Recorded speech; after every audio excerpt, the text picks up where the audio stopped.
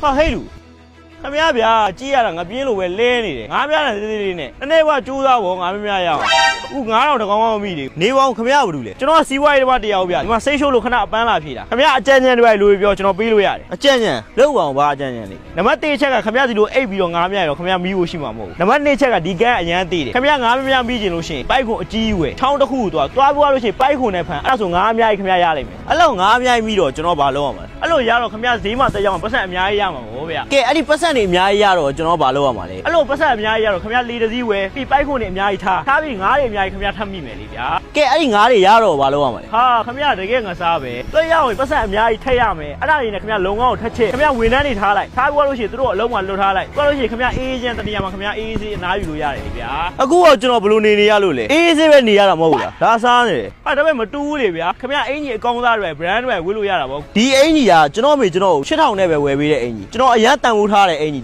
LV နဲ့လည်းမလဲနိုင်ဘူး Gucci နဲ့လည်းမလဲနိုင်ဘူးတဘောပေါက်လားခမရကဲအင်ကြီးထားပါတော့ခမရပတ်စံရှိလို့ရှိရင်5 star hotel မှာအစားတောက်ကောင်းသားတွေစားလို့မရဘူးလား5 star hotel မှာတဲလို့ရမယ်ဘလောက်မိုက်တွေပေါ်ရလေ5 star hotel ခမရကျွန်တော်လာစားနေရလားကျွန်တော်ဒီမှာငါးဖမ်းလို့ငါးမီလို့အိမ်မှာလက်ဆက်ဆက်กินပြီးတော့မိသားစုနဲ့စားရတဲ့အရသာခမရတို့5 star hotel လည်းမပေးနိုင်5 star hotel အခန်းတွေကကျင်းချင်းလေးတွေဒီမှာကြည့်တဘောတရားကြီးဘလောက်တာရလဲခမရတို့ဒီရလာလို့ကျွန်တော်ဒီကိုလာတာမဟုတ်လားလေကောင်းလေးတန်းရှူကျင်လို့ဟာဒီပဲငါစားပဲဒီမှာကြည့်ကျွန်တော်ပြောပြမယ်ကမ္ဘာအချမ်းသာဆုံးပုံကုန်ဘူးလေ Elon Musk က Wall Street Journal report အရ2023ကာတင်မိုင်းလို့ခေါ်တဲ့မူရည်စေ drugs ကိုပမာဏအနည်းငယ်သူသုံးရတယ်။ဘာဖြစ်လဲဆိုတော့သူ့မှာ depression အနည်းငယ်ရှိတယ်။အဲ့လောက်ချမ်းသာတဲ့ပုံကသူ့မှာ depression ဝင်စရာဘာအကြောင်းရှိလဲ။ Elon Musk ရဲ့သမီးသူ့အသက်16နှစ်ပြည့်တာနဲ့ Elon Musk ရဲ့တူမနေခြင်းခွဲနေမယ်ဆိုပြီးတော့ဆုံးဖြတ်တယ်။အဲ့လောက်ချမ်းသာနေရတာဖေနဲ့ဘာလို့ခွဲနေကြလဲ။ Elon Musk မိန်းမ2ယောက်ယူတယ်။မိန်းမ2ယောက်လုံးကွဲတယ်။ဘာလို့လဲ Elon Musk တွေမဟုတ်ဘူး။ကမ္ဘာအချမ်းသာဆုံးလူ10ယောက်မှာ6ယောက်လောက်ကအခုအိမ်အောင်ကွဲနေတယ်။အဲ့ထဲမှာ Jeff Bezos တို့ Bill Gates တို့လည်းပါတယ်။သူတို့ကကမ္ဘာအချမ်းသာဆုံးပုံတွေပတ်စံထားရနေရတော့မရှိဘူး။ဒါဆိုသူတို့ဘာလို့မပြောရလဲ။သူတို့မိသားစုတွေရောဘာလို့မပြောလို့သူတို့နဲ့ဝေးနေကြတာ။ခင်ဗျားတခုတော့မှတ်ထားဗျာ။ကျွန်တော်ခင်ဗျားတို့တထေးတွေလောက်တော့ကျွန်တော်မသိဘူး။ဒါပေမဲ့ကျွန်တော်သိရတခုရှိတယ်။ပတ်စံနဲ့အိမ်တော့ဝယ်လို့ရတယ်။ခင်ဗျားမိသားစုဘယ်တော့မှဝယ်လို့မရဘူး။ပတ်စံနဲ့ခင်ဗျားအဲ့ရအကောင်းသားတွေဝယ်လို့ရတယ်။ဒါပေမဲ့အဲ့ချင်းတဲ့စိတ်ကိုခင်ဗျားဝယ်လို့မရဘူး။ပတ်စံနဲ့ခင်ဗျားကမ္ဘာပေါ်မှာဈေးအကြီးဆုံးအရသာအကောင်းဆုံးအစားစရာတွေခင်ဗျားဝယ်လို့ရတယ်။ဒါပေမဲ့စားခြင်းနဲ့စိတ်ကိုတော့ခင်ဗျားဝယ်လို့မရဘူး။ပတ်စံနဲ့ခင်ဗျားနားရီအကောင်းသားတွေဝယ်လို့ရတယ်။ဒါပေမဲ့အချိန်ကိုခင်ဗျားဘယ်တော့မှဝယ်လို့မရအောင်။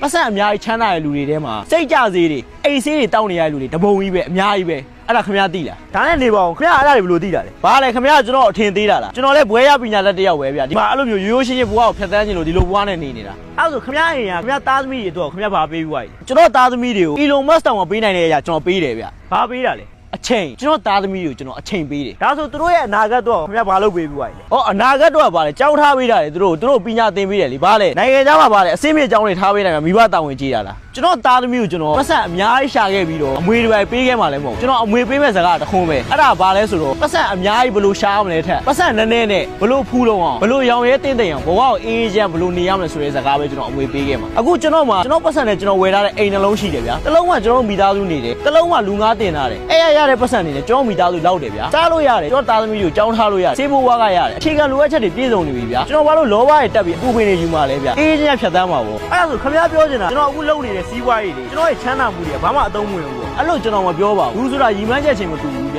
ျကျွန်တော်ပြောချင်တာခင်ဗျားအခုလုပ်နေတဲ့စီးပွားရေးကမိသားစုပတ်ဝန်းကျင်ကိုထိခိုက်နေတာမယ်လူအတိုင်းဝိုင်းကိုထိခိုက်နေတာပြီးတော့ခင်ဗျားပြာစားခြင်းနဲ့ရည်ရွယ်ချက်သက်နဲ့ဆိုရင်ခင်ဗျားအပူပင်တောကတွေပဲခင်ဗျားများမှာခင်ဗျားအခုလုပ်တဲ့စီးပွားရေးကလူတွေအကျိုးရှိတယ်လူအတိုင်းဝိုင်းကိုအကျိုးပြုတယ်ခင်ဗျားအလူတန်းတွေပြန်လုပ်တယ်ဆိုရင်ခင်ဗျားကုသိုလ်တွေအများကြီးရမှာပဲကျွန်တော်သိရင်လည်းဒီကုသိုလ်တွေပဲပေါအောင်ပါလေပတ်စံယူသွားလို့ရလို့လားခင်ဗျားပြောတာမှန်တယ်ဗျကျွန်တော်စီးပွားရေးဓမ္မတွေကလေလောကမှာလောဘတွေတက်ပြီးတော့တောကတွေပိုက်နေရတာအခုလည်းကျွန်တော်ဒီကိုလာတယ်ဆိုတော့ကျွန်တော်စီးပွားရေးမှာအရှုံးတွေပေါ်နေလို့ကျွန်တော်အရန်မိုးကြက်နေလို့ကျွန်တော်စိတ်ထွက်ပေါက်အနေနဲ့ဒီကိုခဏလာတာအခုခင်ဗျားပြောတဲ့စကားတွေနားထောင်ပြီးတော့ကျွန်တော်စိတ်တွေပို့သွားလို့ပဲကျွန်တော်ဘယ်ဆုံးရှုံးမှုအတွက်ကိုကျွန်တော်မိုးကြက်နေတာကျွန်တော်မှဒီထက်အများကြီးကျွန်တော်ရှိနေပြီဒါအဲ့ဒါကိုကျွန်တော်ဒီကြားလေးဆုံးရှုံးသွားတာကိုကျွန်တော်စိတ်တွေညစ်နေတယ်ဗျာဟိုခင်ဗျားကိုကြည့်တာတော့ခင်ဗျားနည်းနည်းလေးနဲ့တင်းတိမ်နဲ့ဖူးလုံးနဲ့ရောင်ရဲတယ်ကျွန်တော်မှအဲ့လောက်ဖက်ဆန်နေကြည့်ပြီးတော့ကျွန်တော်ဘာလို့မရောင်ရဲနိုင်တာကျွန်တော်ဘာမို့တဲ့စီးပွားရေးနဲ့ရှုံးပေါ်တာနဲ့ကျွန်တော်တို့မှရှိတဲ့အရာတွေကျွန်တော်တို့ဘာလို့မေ့သွားလဲခင်ဗျားပြောမှကျွန်တော်အတွေးလေးတစ်ခုရတယ်ကျွန်တော်အများကြီးပြုလုပ်တယ်